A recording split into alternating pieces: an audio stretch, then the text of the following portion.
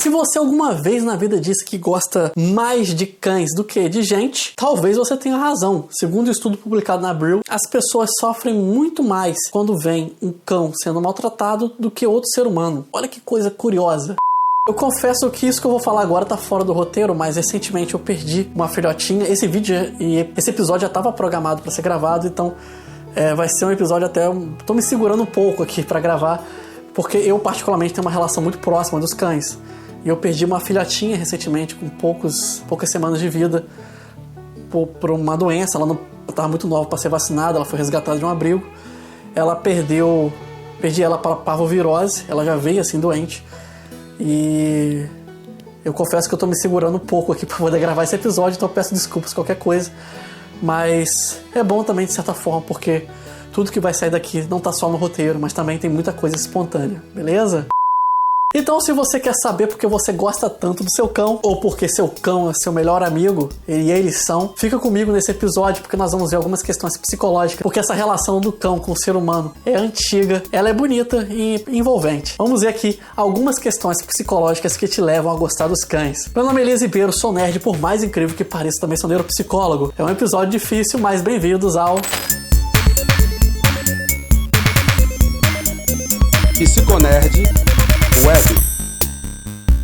Nós, seres humanos e cães, somos ligados pelo cérebro. Sim, literalmente. Existe um hormônio chamado ocitocina que tanto no homem ou na mulher, né, no ser humano, quanto no cachorro, ele é disparado quando há o contato entre essas duas espécies. É impressionante. Tanto o homem quanto o cachorro, ele dispara esse hormônio. O que esse hormônio faz, a ocitocina? Ele é responsável pelas nossas relações afetivas e por prazer. Nós literalmente gostamos, pelo menos uma pessoa normal, de estar com um cachorro, e o cachorro realmente sente prazer em estar com a gente, porque esse hormônio é um dos hormônios de recompensa que nós temos. É o mesmo hormônio que você vai ter quando você tem um casamento bem sucedido. É o mesmo hormônio que você tem com sua família quando você se dá muito bem com ela. É o hormônio que você tem com seu melhor amigo, sua melhor amiga. Ele é disparado no seu corpo. Ele te dá aquela sensação de bem-estar de estar com alguém. E se você está perguntando se os cães entendem nossas emoções, e tudo isso aqui é baseado em estudo, sim, os cães, eles não só criam laços, como entendem o que você sente. Cães costumam ter grande vínculo com o tutor deles. Ele consegue entender as expressões faciais e corporais dos seres humanos. E tem até uma história antropológica que eu já vou contar pra vocês, que explica por que os cães evoluíram dessa forma. Mas sim, se você estiver mal, o seu cão vai perceber que você tá mal. E quem tem cães sabe disso, porque já deve ter percebido esse comportamento. Eles também são especialistas em expressar sentimentos. Na verdade, dos animais de todos os reinos aí, ele é o que mais consegue se expressar, seja na face, até na voz, ele consegue emitir sons de humor. E então o cão, ele é um especialista natural em expressar emoções. Talvez só perca mesmo para nós seres humanos. E o melhor de tudo, se oferece como bengala emocional. E eu posso falar isso até por experiência pessoal, porque sempre que eu tô mal, quando eu tô triste, o cachorro vai lá te ajuda. Quando eu perdi a filhotinha, a minha cadela, ela veio e me fez companhia. E ela sempre faz isso. Quando ela percebe a minha tristeza, ela vem e se oferece como bengala emocional. Isso é algo que às vezes eu até acho que seria bonito alguns seres humanos tentarem se espelhar. E por que os cães são assim? Por que eles se oferecem? Por que eles são tão apegados a gente? Isso é inteiramente culpa nossa, tá? Nós interferimos na evolução dos cães. Nós fizemos algo chamado seleção artificial. O que é isso? Nós fizemos vários cruzamentos assistidos, pegamos cães, ou pelo menos os antepassados dos cães, e fizemos vários cruzamentos durante a história, até que nós obtivéssemos um animal muito próximo daquilo que fosse inicialmente, abre aspas, útil pra gente, porque os cães no começo eram uma ferramenta. Hoje essa relação mudou. Era pra caça, era pra proteção das comunidades da época, né? Lá, estou falando aqui de homens primitivos, né? Mulheres primitivas, homens primitivos, e depois eles foram se adaptando, foram havendo outros cruzamentos, e o cão, ele foi se especializando em entender a gente.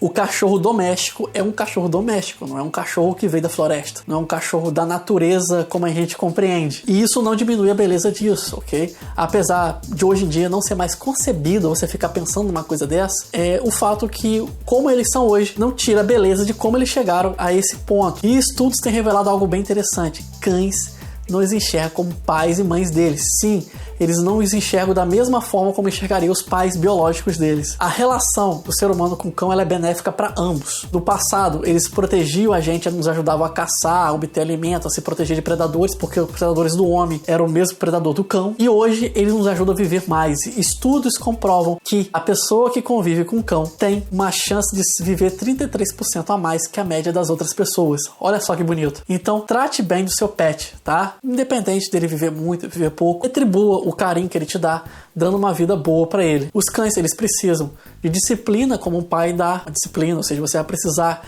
ensinar coisas a eles, mas eles também precisam de amor e carinho. Então seja realmente como um pai, um papai e uma mãe para o cão. Dê instrução, dê disciplina para ele, mas também não deixe de dar afeto para ele. Isso é muito importante para os cães, ok? Esse é um vídeo muito especial para mim, então espero que seja para vocês também. Se estiver escutando, é um episódio de podcast também especial para mim. Eu vou ficando por aqui. Eu peço por gentileza que deixe seu like, o seu compartilhamento e a sua inscrição, que isso me ajuda demais. Meu nome é Elias Ribeiro, eu vou ficando por aqui. Se você estiver vendo pelo YouTube, vai ter algumas recomendações ao fim desse vídeo. Um grande abraço. Criado por Elias Ribeiro. Com trilha sonora de Kevin MacLeod.